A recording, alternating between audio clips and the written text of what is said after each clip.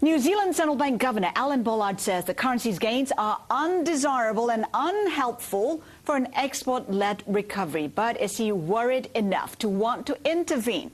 Craig Ferguson is currency hedge fund manager at Antipodian Capital Management. He joins us from Melbourne this morning. Craig, what do you think? Will Bollard talk it down? Does he need to intervene and bring the Kiwi dollar lower? Good morning, Haslinda. Look, I think Bollard certainly has been reasonably consistent on this, which is, for the last 4 or 5 cents he's been arguing that the Kiwi's overvalued based on domestic fundamentals. The problem is that the New Zealand dollar is rising because of a general recovery in risk appetite and weakness in the US dollar, and that's something that Bollard simply can't do anything about. If you look through the minutes and the discussion that followed the recent OCR decision this week, they say that the domestic fundamentals, if you look at interest rate spreads, for example, relative to the US dollar, suggests that the Kiwi should be in the low 60s or the high 50s. Yet if you look at the same time at correlations between the New Zealand dollar and also stock markets, for example, the S&P in the US, then you get a situation that validates where the Kiwi is. So I think the bottom line is that while the domestic story in New Zealand is relatively unstable and still recovering, you do have a situation where the external scenario is still a strong one, and Kiwi won't decline substantially until you get a turn in risk appetite and possibly a turn higher in the US dollar. Exactly. Risk appetite is back. That's not going to help the Kiwi. In terms of where the Kiwi is headed, I mean, how much more upside are you expecting? It's already, what, 70 or so against the greenback? Yeah, look, we have argued since probably March that we thought the Kiwi was going to have a substantial recovery. Admittedly, I thought it would probably get to around 65 and then pause. Getting up towards 70 is certainly overstretched. Look, it may go another couple of cents to the top side, but, I wrote to our clients today that I think the Kiwi is rising on the smell of an oily rag. And, someone who sniffs rags or currency that sniffs rags, probably is not going to be sustainable up at these sort of levels. So we'd be expecting a major peak, a medium-term peak, possibly lasting 6 to 9 months between here and 75 cents. And then we see a move back in the Kiwi down towards 60 and 55 going into next year. Now, that's a view that certainly is well and truly away from consensus. It tends to be the way that we operate, though. I'm guessing you buy the Kiwi on dips, but at what level, Craig? When's a good time to be buying the Kiwi? Oh, look, we'd actually argue, and we said today, that we'd not be long up here. We'd only be neutral or looking to short it. Again, non-consensus view, but if you look at the domestic situation, rates aren't going anywhere soon. They may not ease them or lower them further, but if we get to a situation, for example, where rates stay at 2.5%, which is where they are now, well until the middle of next year, you may have a scenario where, for example, Australia's already raised rates and where the US is starting to raise rates, when New Zealand is pretty much sitting pat. If that continues, or if that occurs, then you get a situation where the New Zealand dollar continues to fall because rate differentials will move against it. So under that sort of scenario, we'd actually not be looking to buy the Kiwi at all up here. I think the lemmings who are kind of rushing towards the cliff are certainly opposed to that view.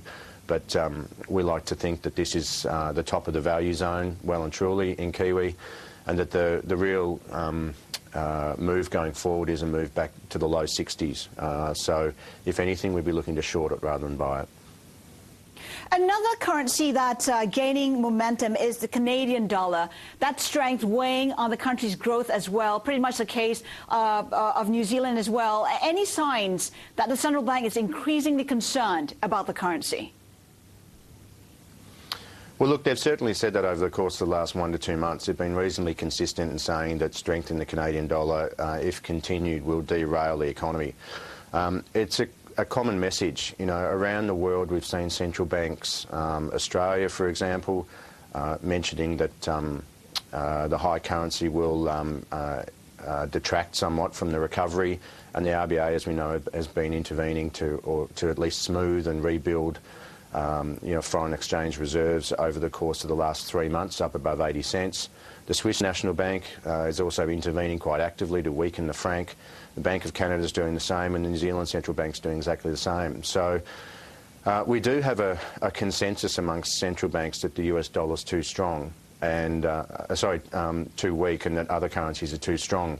And if that continues, then we'll certainly get a situation where the rest of the world growth, which has certainly been recovering, starts to get truncated at the expense of the US. I tend to think that central banks, non-US central banks, will probably be right this time. It's taking a while to occur, but I certainly think that they're going to be successful in weakening their currencies over the course of the next 3 to 6 months.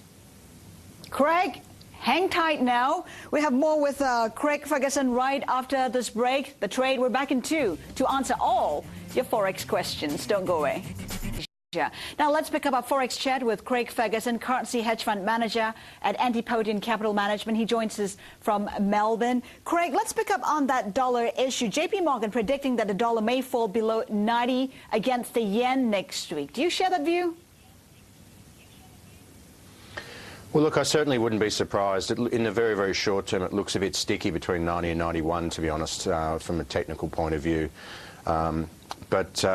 I think the key dynamic there, and it's one that people have really neglected, is that the Homeland Investment Act, which the Japanese government announced 3 or 4 months ago, which gives tax incentives to Japanese companies overseas to bring profits back to Japan, is certainly starting to have an impact. We're starting to see a number of Japanese large corporates suggesting that they'll be bringing money home.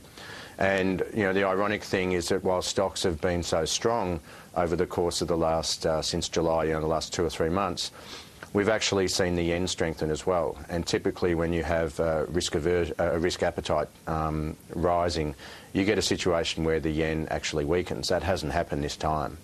And I think, there are a number of other key dynamics as to why that's occurring. Firstly, the US dollar's recent decline. But also there's some underlying dynamics in Japan, which is that the economic situation there certainly has been probably the most worrisome of all of the major blocs, and it's also showing the least rebound, mind you, and that also is requiring some of the Japanese retail money and consumers to bring their money home. So I think a combination of those 2 or 3 things is what's seeing the yen strengthen.